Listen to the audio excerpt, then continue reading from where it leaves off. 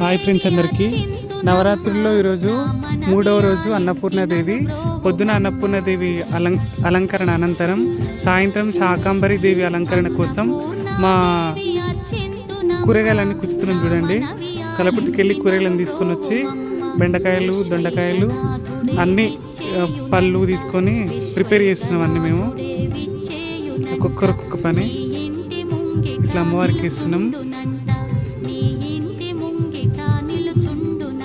లోపల అమ్మవారికి కూడా అన్ని రకాల కూరగాయలతో శాకాంబరి దేవి అలంకరణ చేయడం జరిగింది.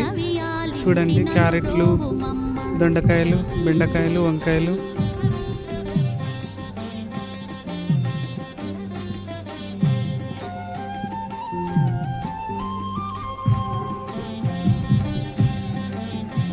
దొండకాయల దండ ఇస్తుంది.